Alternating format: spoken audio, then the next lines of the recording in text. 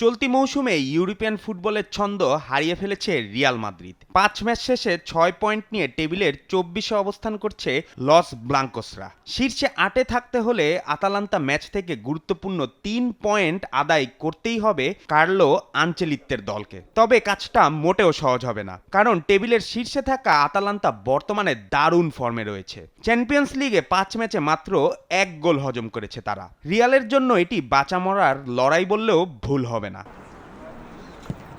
Champions লিগে এবারের মৌসুমে ভুগতে থাকা ফরাসি জায়ান্ট পিএসজি মাঠে নামবে সালজবার্গের বিপক্ষে।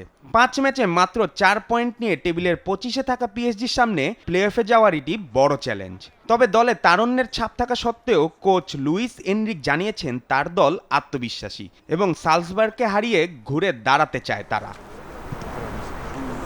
এদিকে চ্যাম্পিয়ন্স লিগের অন্য ম্যাচে বায়ার্ন মিউনিক মাঠে নামবে শাখতার ডনেটস্কের বিপক্ষে। চোটের মিছিলে নাম লিখিয়েছেন বায়ার্ন মিউনিকের অভিজ্ঞ গোলরক্ষক manual নয়ার। Head coach Vincent company জানিয়েছেন এবছর আর মাঠে ফিরতে পারবেন না তিনি। গত সপ্তাহে বায়ার লেভারকুজেনের বিপক্ষে জার্মান কাপ ম্যাচে চোটে পড়েন নয়ার।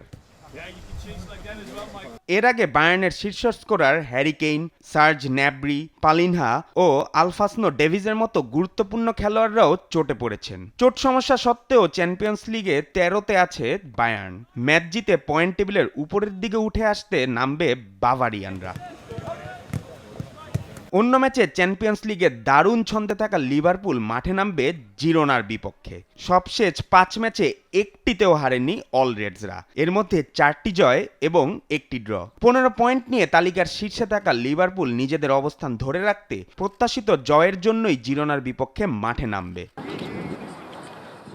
জুবায়ের নূর, স্পোর্টস ডেস্ক, দেশ টিভি।